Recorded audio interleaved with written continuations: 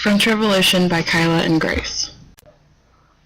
The Three Estates. The Three Estates split France into three groups. The first estate was the clergy, the second was the nobles, and the third was everyone else. First estate, clergy. The first estate had 130,000 people. All the people together owned 10% of the land. The first estate also included bishops, monasteries, and other people who worked in the church. Second estate, nobles. The second estate consisted of nobles. 350,000 people were estimated to be in this estate. They owned 25 to 30% of the land. They had leading positions in government, military, law courts, and Roman Catholic Church. The third estate was everyone else. The peasants made up 75 to 80% of the third estate. They owned 35 to 40% of all the land. The third estate was split by occupation, level of education, and wealth. The third estate consisted of craftspeople, shopkeepers, and workers who all struggled to survive. Financial crisis. One of the main causes of the French Revolution was the near collapse of the French budget. Bad harvest in 1787 and 1788 slowed down manufacturing, which led to food shortages, rising prices of food, and unemployment. After helping American colonists, the French budget was on the verge of collapse, leading to the call of the State General, which had not met since 1614. National Assembly. Louis XVI called the meeting on May 5, 1789. The first and second estates had 300 representatives, the third had 600. The third estate drafted a constitution forcing the clergy and nobility to pay taxes. On June 20th, they were locked out of their meeting place and moved to a tennis court nearby. July 14, 1789, about 900 Parisians fought the King's Guard and won, winning Paris. This led to revolts all over France. Peasants' rebellions were now part of the vast panic called the Great Fear. After being told the king was putting an end to the revolution, they broke into the House of the Lords, destroying the records of their obligations. On August 4, 1789, the National Assembly decided to abolish all legal privileges of the nobles and clergy. Declaration of Rights of Men. Inspired by the English Bill of Rights and the American Declaration of Independence and Constitution, the Declaration said that all men were free and equal and no group should be exempt from taxation. Freedom of speech and press were placed, and the Declaration made people question if women should have rights.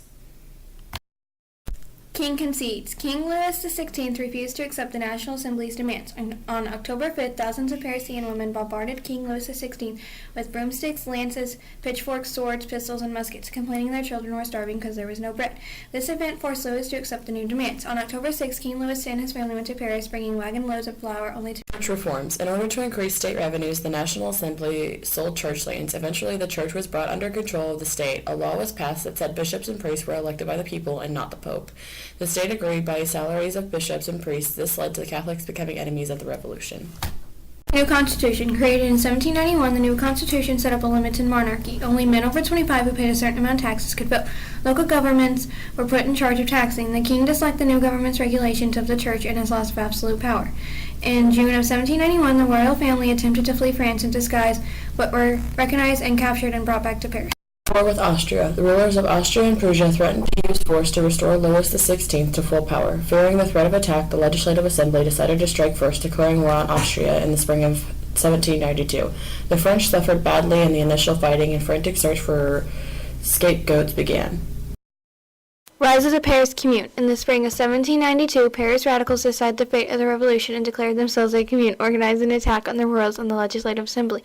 Members of the Paris Commune captured the king and forced the Legislative Assembly to move to end the monarchy. All representatives who decided the nation's future would be elected through the universal male freedom in which all adult males had the right to vote. Radicalism. By 1792, the monarchy was over. The new Minister of Justice, George Stanton, attacked the royal family, forced them to seek protection from the Legislative Assembly. Rumors were spread that traitors and imprisoned nobles were trying to end the revolutions. Violence erupted, leaving thousands dead in the streets.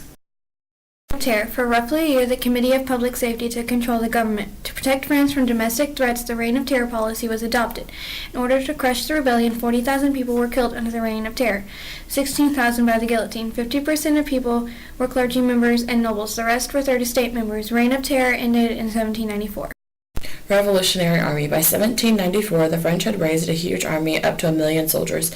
It was the largest army in Europe. It conquered the Austrian Netherlands, and the wars they would fight would be people's wars. The Executive Committee of Five under the new Constitution lasted from 1795 to 1799. The Directory ended up having to rely on the military, but was then defeated by Napoleon Bonaparte in coup d'etat. Created using Powtoon.